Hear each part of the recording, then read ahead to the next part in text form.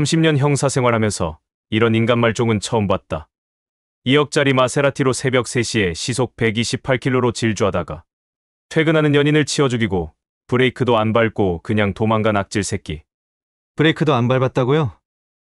오토바이가 150m나 날아가서 28살 여자친구는 즉사, 23살 남자친구는 턱이 박살나고 하반신이 으스러져서 지금도 휠체어. 그런데 이 못된 놈이 67시간 동안 대포폰 쓰면서 해외 도피까지 시도했어. 67시간 도주의 해외 도피요? 완전 미쳤네요. 더 화나는 건 이 놈 혼자가 아니었다는 거야. 조력자들이 벤츠로 데려다주고 대포폰 건네주고 항공편까지 예약해줬어. 이게 우연이겠냐? 지금부터 이 악질들의 정체를 파헤쳐보자. 2024년 9월 24일 새벽 3시 11분 광주 서구 화정동 한적한 편도 4차선 도로에 CCTV가 모든 걸 기록하고 있었다. 태국에서 9개월 살던 김모 씨가 치과 치료받으러 한국 들어온 게 9월 19일. 그런데 9월 21일 밤 11시에 지인한테서 마세라티를 받아탔어. 2억짜리 차를 그냥 빌려준다? 말이 안 되지. 알고 보니 서울 소재법인 명의 대포 차량이었어. 보험도 안 들어있고 완전 불법. 그리고 9월 23일 밤부터 소주 2병 이상을 3번에 걸쳐 마셨지. 혈중 알코올 농도가 0.093%. 만취 상태로 2억짜리 차 몰고 나간 거야. 대포 차량이요. 뭔가 조직적인데. 바로 그거다. 그리고 혼자가 아니었어.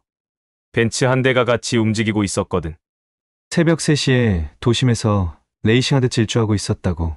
자, 이제 그날 새벽 현장으로 가보자. 새벽 3시 11분 광주 서구 화정동 편도 4차선 도로. 가로등 불빛만이 적막한 거리를 비추고 있었어. 그때 멀리서 엔진 소리가 들려오기 시작했지.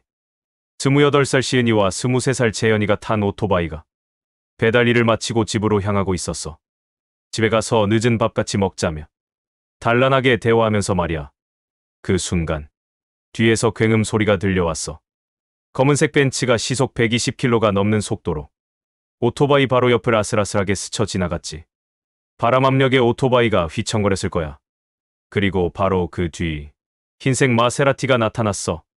CCTV를 자세히 보면 마세라티는 속도를 줄일 생각도 없이 그대로 돌진했어. 브레이크 등 하나 켜지지 않고 오토바이 뒷부분을 정확히 들이받았지. 정말 끔찍하네요. 쾅 하는 충돌음과 함께 오토바이는 공중으로 떠올랐어. 마치 장난감처럼 150m를 날아가서 아스팔트 바닥에 내팽개쳐졌지. 지은이는 충격으로 즉사했고 재현이는 턱이 완전히 부서지고 하반신이 으스러진 채 여자친구 좀 봐주세요. 여자친구 살려주세요. 라고 절규했어. 그런데 이 악질놈은 뭘 했는지 알아?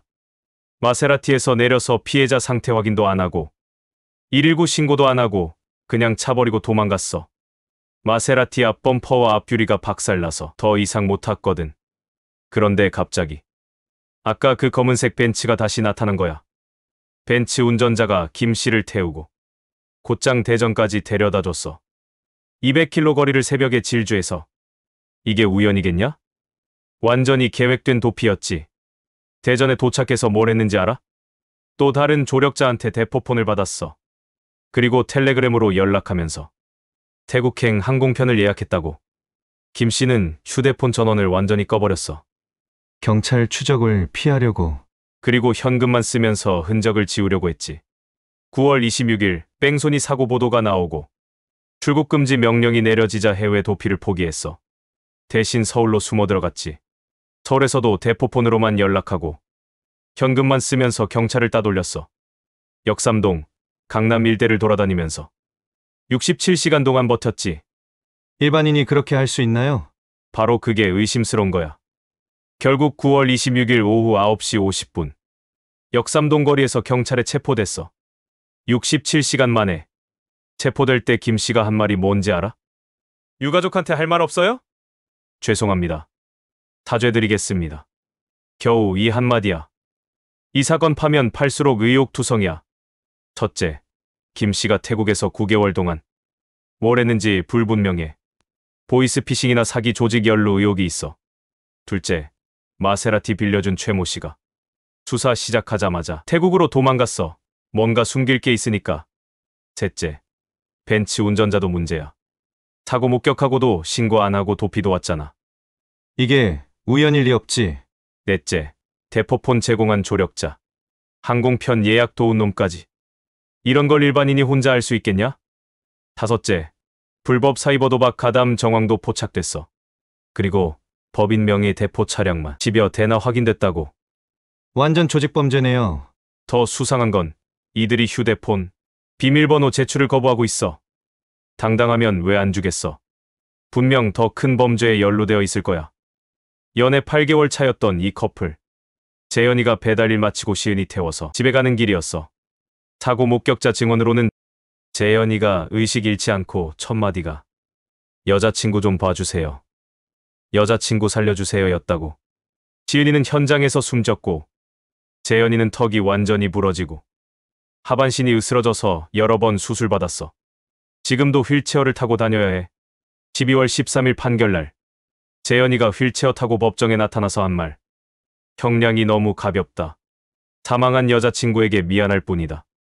23살 청년이 평생을 휠체어로 살아야 하고 사랑하는 사람을 잃은 상처를 평생 안고 살아야 해. 그런데 가해자는 겨우 10년. 2024년 12월 13일 광주지법에서 판결이 나왔어. 김모 씨에게 징역 10년, 조력자 오모 씨에게는 징역 8개월에 집행유예 2년. 검찰이 구형한 게 10년이었는데 그대로 나온 거야. 하지만 법조계에서는 최소 25년 이상 나와야 한다고 했어. 어떤 변호사는 무기징역도 가능하다고 했다고. 판사가 뭐라고 했는지 알아? 죄질이 매우 불량하다면서. 겨우 10년. 이게 말이 되냐? 음주운전으로 사람 죽이고 구호 조치도 안 하고 67시간 치밀하게 도주하고 조력자들까지 동원해서 해외 도피까지 시도했는데 겨우 10년. 법이 너무 약한 것 같아요. 그래. 이런 놈들은 사회에서 격리시켜야 해. 10년 후에 나와서 또 누굴 죽일 건데? 법제도가 완전히 잘못된 거야. 내가 30년 형사 해봐서 확실히 말하는데 이 사건은 빙산의 일각이야. 일반인이 67시간 동안 이렇게 치밀하게 도피할 수는 없어. 분명 경험이 있거나 조직의 도움을 받은 거지. 태국에서 보이스피싱, 불법 도박 조직 활동하다가 한국 들어와서 사고 낸 것 같아. 그래서 조력자들이 그렇게 체계적으로 도와준 거고 이런 놈들이 우리 주변에 더 있다는 얘기야. 동남아 가서 범죄 저지르다가 한국 들어와서 또 사고치는 악질들. 경찰이 지금도 수사 확대하고 있지만 이미 증거 인멸하고 해외 도피한 놈들 많을 거야. 정말 화나는 일이지. 오늘 마세라티 뺑소니 사건 어떻게 보셨습니까? 정말 화가 나면서도 무서웠어요. 이런 악질들이 우리 주변에 있다니. 그런데 법 처벌은 너무 가볍고. 그래서 이런 사건들을 계속 파헤쳐서 국민들에게 알려야 하는 거야. 법이 제대로 작동하는지 감시하고 피해자들을 위해 목소리 내야 하고. 맞아요. 할아버지께서 30년 경험으로 이런 사건들 분석해 주시니까 정말 도움이 돼요. 할배가 앞으로도 이런 악질들 하나하나 다 파헤쳐서 여러분께 진실을 알려드리겠습니다. 구독과 좋아요로 힘 실어주세요. 그리고 댓글로 여러분이 궁금한 사건들 알려주세요.